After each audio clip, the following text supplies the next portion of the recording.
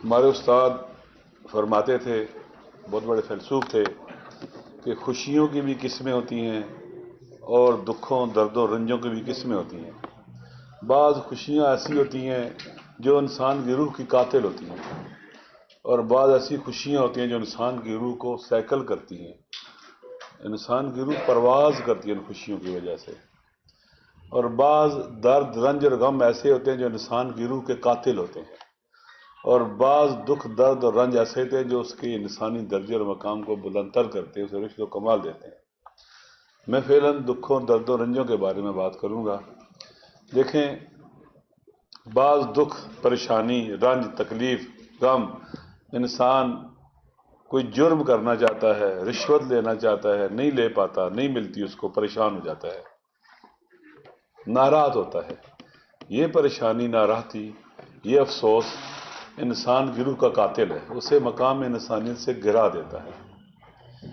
ایک وہ دکھ، درد اور رنج ہے، ہر انسان کے دل پر غبار غم ہوتا ہے، لیکن وہ کیسا ہے، وہی اس کے لیے اس کی شخصیت کا تعارف بھی ہوتا ہے۔ بعض دکھ، درد، رنج ایسے ہیں جو انسان کو انسان بناتے ہیں۔ جب کسی پر ظلم ہو اور وہ پریشان ہو جائے، وہ تڑپ اٹھے۔ جب کسی کا حق مارا جائے، تڑپ اٹھے۔ جب کسی سے زندہ رہنے کا حق چھین لیا جائے، تڑپ اٹھے۔ جب انسانوں کے بنیادی حقوق پامال ہو رہے ہوں، وہ تڑپ اٹھے۔ ناانصافیوں کو دیکھے، تڑپ اٹھے۔ جب رول آف لا کی پامالی کو دیکھے، تڑپ اٹھے۔ پوری دنیا کے اندر، تمام ادیان میں، تمام ملل میں، اقوام میں، رائٹ ٹو لیو ایک مسلمہ حقیقت ہے، زندہ رہنے کا حق ہر کوئی مانتا ہے۔ لیکن طول تاریخ میں قانون کے قاتل اور انسانوں کے بنیادی حقوق کے قاتل، بے رحم لوگ، یہ ظلم اور جبر کرتے آئے ہیں، اور ایسے لوگ بھی گزرے ہیں جو ان کے مقابلے میں کھڑے ہوتے رہے ہیں، اور وہی طول تاریخ کے اندر، ساری تاریخ کے اندر، اس تاریک ماحول میں، ظلمتوں کے ماحول میں، ظلمت کدے میں نور امید بن کر روشنائی دیتے رہے ہیں۔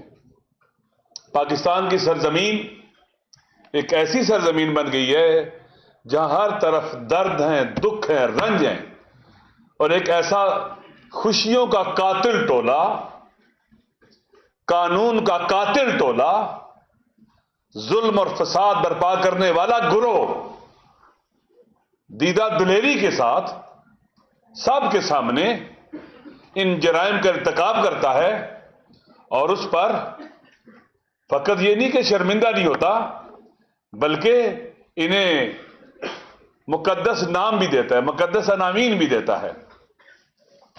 ہمیشہ رہا ہے کہ مجرم لوگ، ظالم لوگ، قاتل لوگ، فرعون صفت لوگ اچھے نام کے ساتھ لوگوں کو ان کا استحصال کرتے ہیں۔ لہذا جو غزہ میں ہوا ہے، ایسے ہی ہوا ہے، ہر طرف ظلم ایسے ہی ہوتا ہے، تو پاکستان میں بھی ایسے ہی ہے۔ پاکستان میں آئے کرپشن ختم کرنے کے لیے۔ کون لوگ؟ جو کرپٹ کلب کا حصہ ہیں، جب سے پاکستان بنا ہے وہی نسل ہے، جہاں پر کوئی بھی آدمی جو عدل و انصاف کی بات کرے وہ نہیں رہ سکتا۔ یہ ہمیشہ کرپشن کے جو تعفن ہے اس میں زندہ رہ سکتے ہیں۔ ارشد شریف شہید سچ کہہ رہا تھا، حقیقت بیان کر رہا تھا۔ ان کا ایک پروگرام تھا، وہ کون تھا جو ظالموں کے چہرے سے نقاب اتار رہا تھا، اور ہمیشہ سچ کڑوا ہوتا ہے، سچ کو یہ ظالم لوگ برداشت نہیں کرتے، اور ان کا مقابلہ صبر اور ہمت سے ہی ہو سکتا ہے، امید کا چراغ جلانے سے ہو سکتا ہے۔ آج کا یہاں کا پروگرام اس بات کی دلیل ہے کہ ہم ارشد شریف کو نہیں بھولے، لیکن ارشد شریف کا راستہ بہت اہم ہے، اس کا سفر بہت اہم ہے، اس کا ہدف اور مقصد بہت اہم ہے۔ وہ ان کے مقابلے میں اٹھا تھا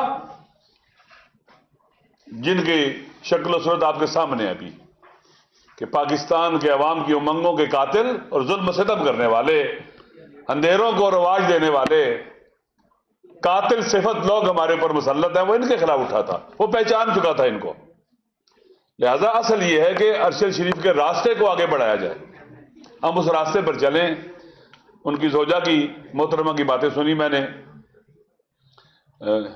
واقعاً انسان جو دل رکھتا ہے اس سے تکلیف بھی ہوتی ہے کہ اس دیش کے اندر جہاں آج تک اس مجرم جو اشرافیہ پر مسلط ہے، اس کا ہر قتل کہتے ہیں اندھا قتل ہے، ہر قتل اندھا قتل. یہاں پرائم منسٹر بھی قتل ہوئے، شخصیات قتل ہوئی، لیاقت علی خان قتل ہوئے، قائد اعظم کے ساتھ جو کچھ ہوا، ان کی مشیرہ کے ساتھ جو کچھ ہوا. اگر اس ظلم کے خلاف خاموش رہیں گے تو پھر کل ہماری باری بھی آئے گی. اور جو خاموش رہتے ہیں ان کا نام مخالفوں میں نہیں، قاتلوں کے حامیوں میں ہوتا ہے. چپ رہنا بھی جرم ہے، سکوت بھی جرم ہے، خاموش رہنا جرم ہے. ہمیں ان کے خلاف بولنا ہوگا، حق اور حقیقت کو سامنے لانا ہوگا، ان کے چہرے سے نقاب اتارنے ہوں گے. ہمیں ان کو بتلانا ہوگا کہ تم جیت نہیں سکتے ظلم کر کے. ظلم کی تقدیر میں لکھا ہے کہ ہارے گا. شرط کیا ہے؟ کہ لوگ ان کے مقابلے میں اٹھے، میدان خالی نہ چھوڑے. انشاءاللہ مجھے امید ہے کہ ایک دن اس پاکستان میں ضرور رول آف لا ہوگا، آئین کی سپریمیسی ہوگی، لوگوں کو ان کے حق ملے گا، فنڈامنٹل رائٹس ہوں، سیول رائٹس ہوں، بنیادی انسانی حقوق ان کو ملیں گے. یہاں کوئی خوف میں پرورش نہیں پائے گا، ہراس نہیں ہوگا. اس کو عقیدے کی بنیاد کے اوپر، اس کو نظریے کی بنیاد کے اوپر جیلوں میں نہیں دکھیلا جائے گا، اس پر ظلم و ستم نہیں ہوگا. وہ دن آئے گا. شرط کیا ہے کہ ہم کوشش کریں، ہم تلاش کریں. اللہ پھر مدد بھی کرتا ہے.